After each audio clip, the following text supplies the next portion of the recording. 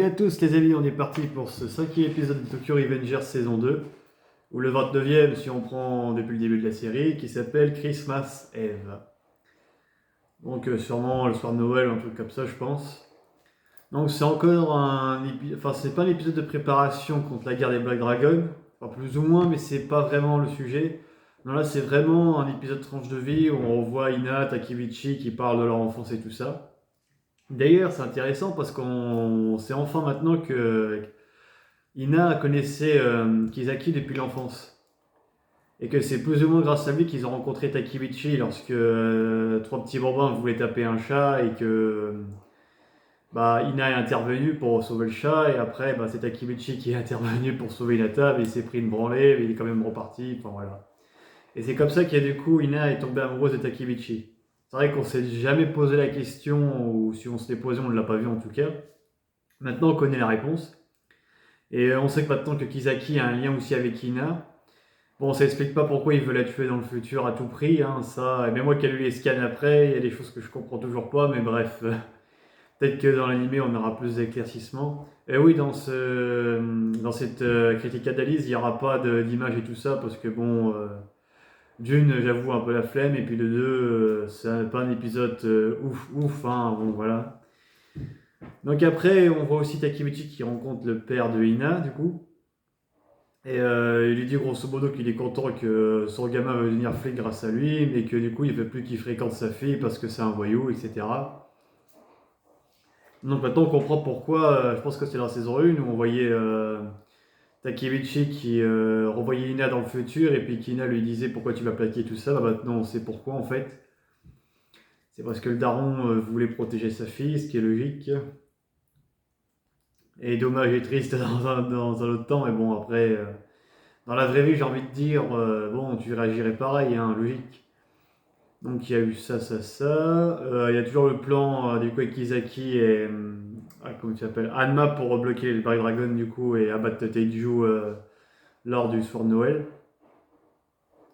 Donc on voit bien que Shifuyo est très contre et que Takebichi, à ma grande surprise en tout cas, que ce soit dans le scan ou dans l'animé, reste très calme et il est en mode analyse. C'est-à-dire, ok, t'es mon pire ennemi et tout ça, mais on va travailler ensemble, je vais apprendre à te connaître et tout ça, comme ça, on pourra niquer plus tard, quoi. Voilà. Mais c'est bizarre, ouais, on ressent pas toute la haine et la frustration qu'il a, alors que chez Fuyu, on l'a bien ressenti, quoi. C'est ce qui m'a choqué, quoi. Donc il y avait ça. Voilà, on voit aussi un peu la vie de Ina avec sa famille, qui pose sa question à sa mère, est-ce que tu es toujours papa et tout. C'est beaucoup centré sur l'amour cet épisode et c'est assez intéressant de changer un peu de perspective, parce que bon, que du combat, au bout d'un moment, voilà, il faut souffler un peu quoi entre deux arcs. Donc voilà, c'est... Ouais, puis c'est... Takebichi était très surpris lorsqu'il a eu la discussion avec Ina, qui connaissait Kisaki bien avant. Et qu'on apprend que c'était le premier de la classe, que c'était de ce que dit Ina un mec bon et tout ça. Alors tu te demandes, mais comment il a fait pour devenir un voyou à ce point-là? Qu'est-ce qui l'a poussé à devenir un délinquant, quoi? Alors qu'il avait un avenir visiblement tout tracé, quoi. Premier de la classe, bonne note et tout, la grande classe, quoi. Ouais, en fait, moi je pense, je vais pas vous spoiler parce que je connais la suite, mais bon, avec les éléments qu'on a là, je pense que vu comme on a vu Ina dans la salle de classe avec lui, il a sûrement un lien avec ça et peut-être qu'il voulait devenir le plus grand des voyous pour attirer son attention. Vu comme il sait que Takebichi sort avec et qui s'est dit, vu comme elle aime visiblement les voyous, je vais devenir le plus grand des voyous, sûrement, hein, peut-être. Il y a sûrement un délire comme ça, on verra bien. Mais